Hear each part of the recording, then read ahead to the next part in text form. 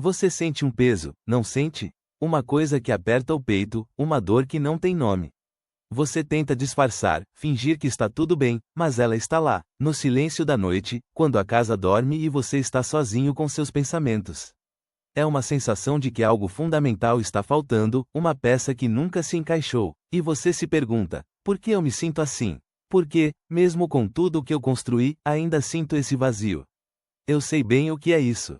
Eu vivi isso por décadas. Meu nome é William, tenho 77 anos. E não estou aqui para te vender nada, nem para te dar conselhos que você encontra em qualquer livro. Eu estou aqui para te contar uma história. A minha história. Mas que, de alguma forma, eu sei que também é a sua. Eu passei a maior parte da minha vida correndo. Correndo atrás de reconhecimento, de dinheiro, de um status que eu acreditava que me traria paz. Construí uma empresa do zero, tive uma família, conquistei muito do que a sociedade chama de sucesso.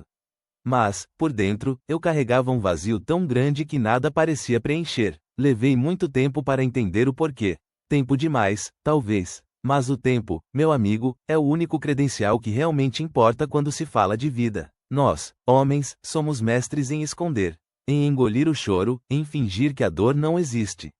Aprendemos que sentir é fraqueza, que precisamos ser fortes, provedores, inabaláveis. E com isso, construímos muros tão altos que nem nós mesmos conseguimos enxergar o que está por trás. O eco daquela ausência, daquele olhar que nunca veio, daquela validação que parecia sempre fora de alcance, ele fica. Ele se manifesta em uma ansiedade sem fim, em uma busca incessante por mais, por algo que nos complete. Você se esforça para ser o pai que você não teve, o marido perfeito, o profissional impecável. Mas a culpa, a vergonha de não ser bom o suficiente, te persegue. E essa dor sem nome, esse vazio que você sente, é o resultado de uma vida inteira tentando preencher um buraco que nunca foi seu para preencher. Meu pai, ele era um homem de poucas palavras. Sempre sério, sempre ocupado. Lembro-me de quando eu tinha uns 7 anos. Tinha feito um desenho de um barco, cheio de detalhes, e estava tão orgulhoso. Corri para mostrar a ele. Ele olhou, balançou a cabeça e disse: "É bom, William. Mas o mar podia estar mais azul." Nunca um elogio completo. Nunca "estou orgulhoso de você." O olhar dele era um prêmio que eu nunca ganhava de verdade. Eu aprendi, sem que ninguém me dissesse, que o amor e a atenção vinham condicionados. Que eu precisava ser excepcional, impecável, para merecer um pedaço daquele reconhecimento.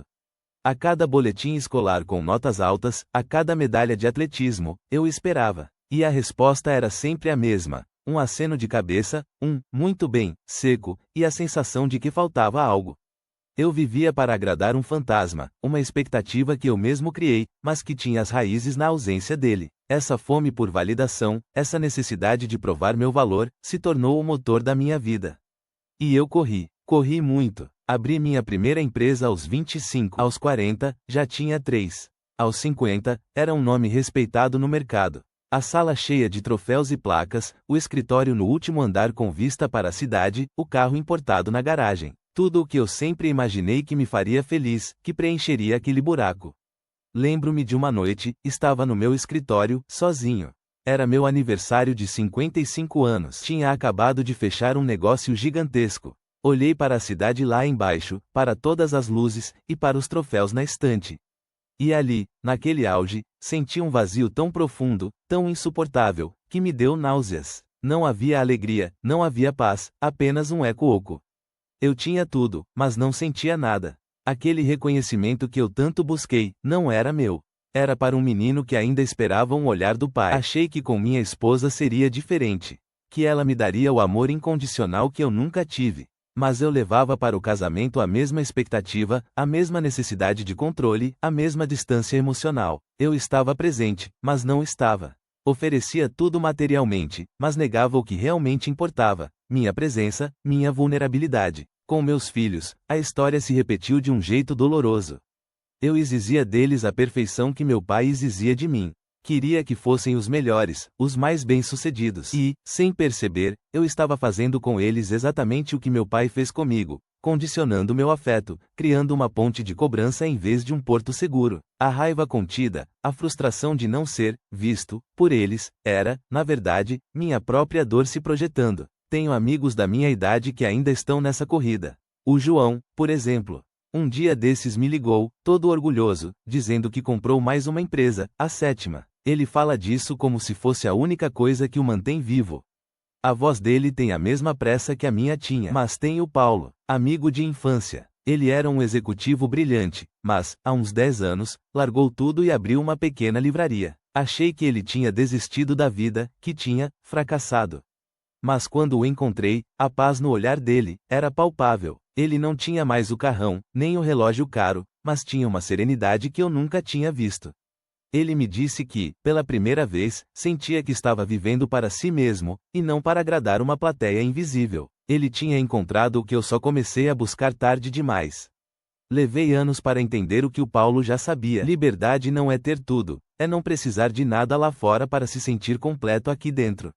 Suficiência não é acumular bens ou títulos, é saber que você já é o suficiente, exatamente como é, sem precisar provar nada para ninguém. Presença não é estar fisicamente em um lugar, é estar ali de corpo e alma, com seus sentimentos, com as pessoas que você ama. É parar de correr e olhar para o que realmente importa. É aceitar a sua própria companhia, com seus vazios e suas dores, e encontrar ali, nesse espaço de aceitação, uma força que nenhuma conquista externa jamais te daria. É uma paz que não se compra, não se conquista, apenas se encontra quando a gente para de procurar. A gente corre porque tem medo de parar. Medo do que vai encontrar no silêncio.